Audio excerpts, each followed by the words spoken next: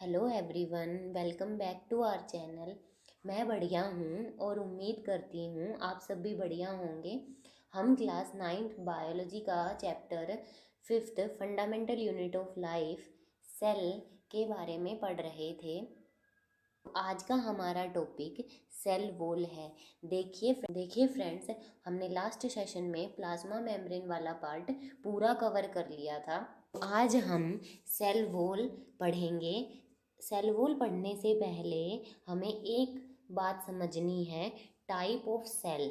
देखिए, जो सेल होती है उसके बारे में हमने क्या पढ़ा था कि वो हमारे जीवन की सबसे छोटी इकाई होती है। लेकिन जो सेल होती है उसके दो टाइप होते हैं, एक होता है प्लांट सेल, एक होता है एनिमल सेल। अब ये प्लांट सेल और एनिमल सेल क्या होते हैं, देखिए। जो प्लांट होते हैं उनके स्ट्रक्चर और फंक्शन अलग होते हैं और जो एनिमल होते हैं उनमें स्ट्रक्चर और फंक्शन अलग अलग होते हैं। तो जो प्लांट्स को जो सेल बनाती है उनको प्लांट सेल कहते हैं और जिन सेल से मिलकर एनिमल बने होते हैं उनको क्या कहते हैं, एनिमल सेल कहते हैं। फर्स्ट पॉइंट आता है, की पॉइंट है ये, इम्पॉर्टेंट पॉइंट है कि जो सेल वॉल होती है वो ओनली प्लांट सेल के अंदर प्रेजेंट होती है। जो सेल वॉल होती है वो किस में होती है, प्लांट सेल में होती है, वो एनिमल सेल में नहीं होती। देखिए, हम डायग्राम से देखेंगे। ये जो हमारा डायग्राम है फर्स्ट, ये प्लांट सेल का है। इसमें हमें क्या दिखाई दे रहा है, हमें दो बाउंड्रीज दिखाई दे रही हैं, एक आउटर और एक इनर डार्क ग्रीन कलर की। जो आउटर है इसको हम बोलेंगे सेल वॉल और जो इनर है उसको बोलते हैं सेल मेम्ब्रेन। लेकिन जो एनिमल सेल है जो हमें नीचे दिखाई दे रही है उसमें सिर्फ एक ही बाउंड्री होती है। तो जो हम कह सकते हैं कि एनिमल सेल में ले देकर सिर्फ एक ही मेम्ब्रेन प्रेजेंट होती है, जिसको क्या कहते हैं, सेल मेम्ब्रेन। तो सेल वॉल की क्या डेफिनेशन होगी, a cell wall is an outer layer surrounding certain cells that is outside of cell membrane. मतलब जो सेल वॉल होती है वो सेल मेम्ब्रेन के आउटर प्रेजेंट होती है। जो सेल वॉल होती है वो सेल की आउटर मोस्ट लेयर होती है, किसकी, सेल की, प्लांट सेल की। अब नेक्स्ट आता है, ये भी बहुत इंपॉर्टेंट पॉइंट है कि जो सेल वॉल है वो क्या होती है, नॉन लिविंग होती है, मरी हुई होती है। दूसरा आता है कि जो सेल वॉल है वो क्या होती है, फ्रीली परमिएबल होती है, मतलब पारगम्य होती है। कहने का मतलब ये है कि जो सेल वॉल है उसमें कुछ भी सेल के अंदर जा सकता है और कुछ भी सेल से बाहर आ सकता है। उसमें क्या नहीं होता, कोई भी बाउंडेशन नहीं होती, बिंदास कुछ भी सेल में जाओ और कुछ भी बाहर आओ। नेक्स्ट पॉइंट आता है, सेल मेम्ब्रेन है वो सेल, प्लांट सेल को क्या देती है, शेप प्रोवाइड करती है, शेप देती है। हमने लास्ट सेशन में पढ़ा था कि जो सेल मेम्ब्रेन है वो भी सेल को क्या देती है, शेप प्रोवाइड करती है। लेकिन जो सेल मेम्ब्रेन होती है वो एनिमल सेल्स में प्रेजेंट होती है, इसलिए जो प्लांट सेल हैं उनके अंदर जो सेल वॉल है वो शेप देती है और जो एनिमल सेल है क्योंकि उनमें सिर्फ एक ही मेम्ब्रेन प्रेजेंट होती है इसलिए सेल मेम्ब्रेन उनको क्या देती है, शेप प्रोवाइड करती है।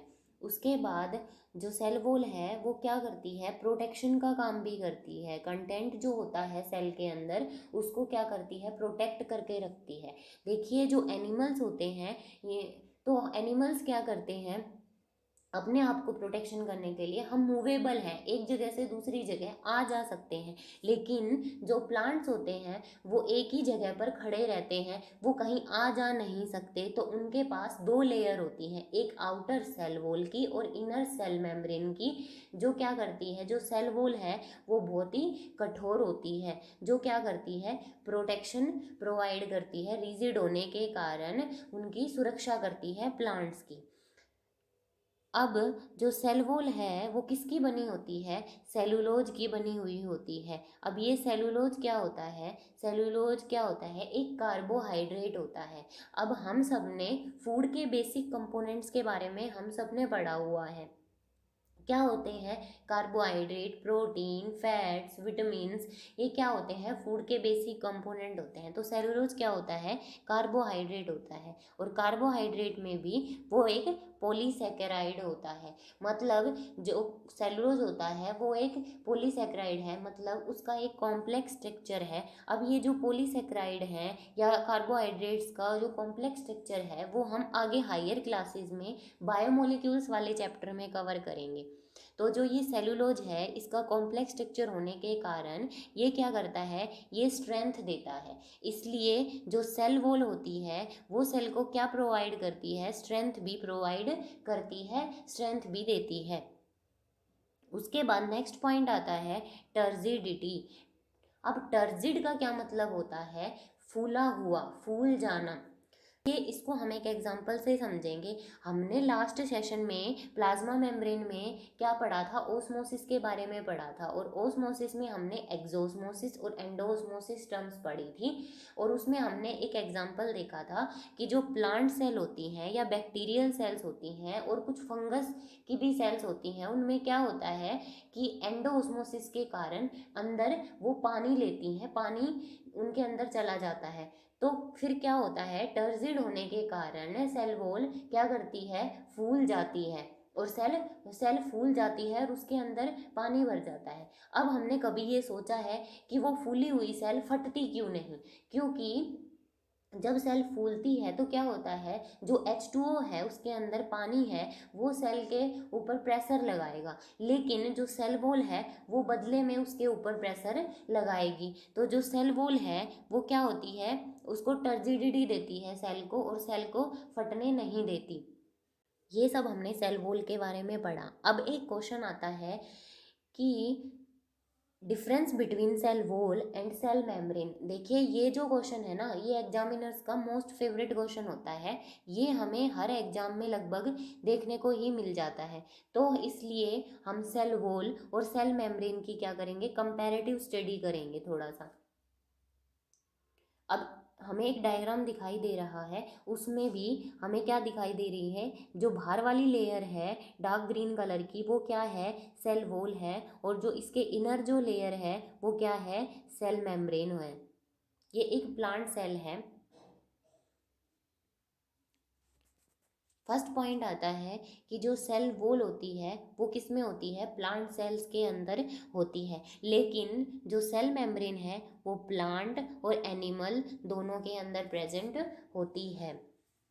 नेक्स्ट पॉइंट आता है कि जो सेल वॉल है वो क्या होती है? आउटर कवरिंग होती है सेल की। देखिए यहाँ पे एक इम्पॉर्टेंट क्वेश्चन ये भी बनता है कि outer covering of plant cell क्या होगी?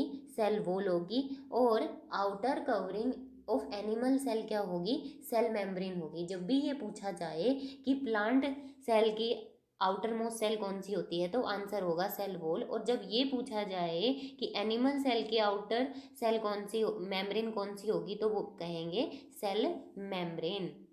नेक्स्ट पॉइंट है जो सेल वॉल होती है वो नॉन लिविंग होती है, डेड होती है। और जो सेल मेम्ब्रेन है वो क्या होती है? लिविंग होती है। नेक्स्ट पॉइंट आता है कि जो सेल वॉल होती है वो क्या होती है? रिजिड होती है। क्या होती है? रिजिड होती है, बहुत ही कठोर होती है। और जो प्लाज्मा मेम्ब्रेन है, सेल मेम्ब्रेन है, वो क्या होती है? फ्लेक्सिबल होती है, लचीली होती है। दूसरा आता है जो सेल वॉल है वो क्या होती है? परमेएबल होती है, पारगम्य होती है। लेकिन जो सेल मेम्ब्रेन है वो क्या होती है? Selectively permeable membrane. अब सेलेक्टिवली परमेएबल मेम्ब्रेन के बारे में हमने पढ़ा था। सेलेक्टिवली परमेएबल मेम्ब्रेन क्या होती है? जो केवल सेलेक्टिव चीज़ों को ही अपने अंदर आने दे या सेल से बाहर जाने दे, वो होती है सेलेक्टिवली परमेएबल। नेक्स्ट पॉइंट आता है कंपोज्ड ऑफ सेलुलोज। जो सेल वॉल होती है वो किसकी बनी हुई होती है? सेलुलोज की। और जो सेल मेम्ब्रेन होती है वो लिपिड और प्रोटीन से बनी हुई होती है, जिनको क्या कहते हैं? फोस्फोलिपिड्स कहते हैं। उसके बाद आता है फंक्शन। जो सेल वॉल है वो क्या करती है, प्रोटेक्शन देती है, मतलब सुरक्षा देती है और ताकत स्ट्रेंथ देती है। लेकिन जो सेल मेम्ब्रेन है वो क्या करती है, hold the inner content of cell, जो सेल है उसके अंदर के कंटेंट को पकड़ के रखती है और क्या करती है, पैसेज जो होता है मटेरियल्स का उसको कंट्रोल करती है। अब ये पैसेज कैसे कंट्रोल करती है, क्योंकि हमें पता है वो सेलेक्टिवली परमिएबल मेम्ब्रेन होती है, इसीलिए वो चीज़ों को सेलेक्ट करती है और फिर अंदर जाने देती है। ऐसा नहीं है कि कुछ भी सेल में जाएगा अंदर और कुछ भी बाहर आ जाएगा। तो आज के सेशन में इतना ही। उम्मीद करती हूँ आप सब लोगों को ये सेशन पसंद आया होगा। अगर पसंद आया है तो प्लीज़ मेरे चैनल को लाइक करें, शेयर करें, सब्सक्राइब करें और सुरक्षित रहें, खुश रहें। तो मिलते हैं अगले सेशन में, तब तक के लिए बाय बाय।